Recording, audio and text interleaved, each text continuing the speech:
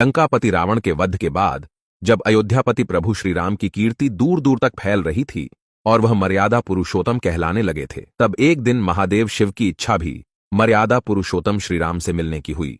पार्वती जी को संग लेकर महादेव कैलाश पर्वत से उतरकर अयोध्या नगरी के रास्ते पर चल पड़े।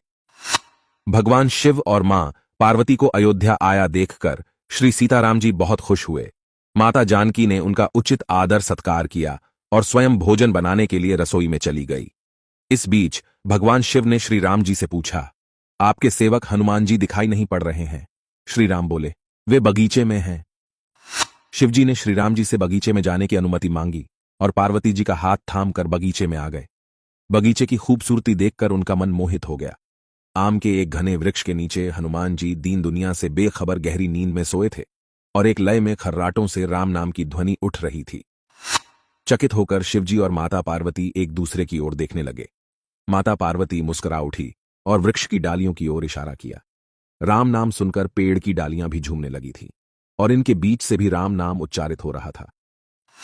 शिवजी इस राम नाम की धुन में मस्त मग्न होकर खुद भी राम राम कहकर नाचने लगे। माता पार्वती जी ने भी अपने पति का अनुसरण किया और अपने कोमल पांव थिरकाने लगी।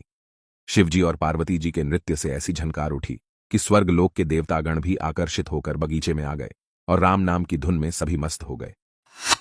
माता जानकी भोजन तैयार करके प्रतीक्षारत थीं, परंतु संध्या घिरने तक भी अतिथि नहीं पधारे।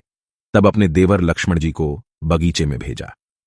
लक्ष्मण जी तो स्वयं को श्री राम का सेवक ही मानते थे, अतः बगीचे में आकर जब उन्होंने धरती पर स्वर्ग का नजारा देखा तो खुद भी राम नाम की धुन में झूम उठे। महल में माता जानकी परेशान हो रही थी कि अभी तक भोजन ग्रहण करने कोई भी क्यों नहीं आया। उन्होंने श्री राम जी से कहा, भोजन ठंडा हो रहा है, चलिए हम ही जाकर बगीचे में से सभी को ले लाएं। जब सीताराम जी बगीचे में गए तो वहां राम नाम की धूम मची हुई थी। हनुमान जी गहरी नींद में सोए हुए थे और उनके खर्राटों से अभी तक राम नाम निकल रहा था। श्री सियाराम भाव विहल हो उठे। राम जी ने हनुमान जी को नींद से जगाया और प्रेम से उनकी तरफ निहारने लगे।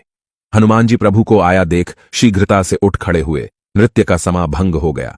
शिवजी खुले कंठ से हनुमान जी की राम भक्ति की सराहना करने लगे। हनुमान जी संकुचाए लेकिन मन ही मन खुश हो रहे थे।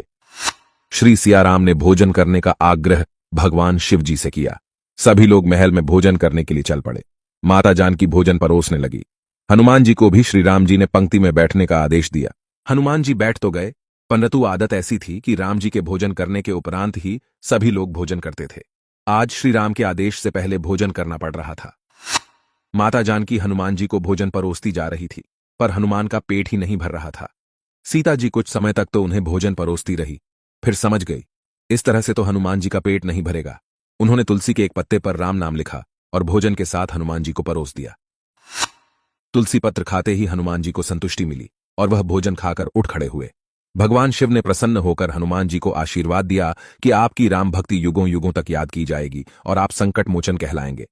संकट हरै मिटै सब पीरा, जो सुमिरै हनुमत बलबीरा।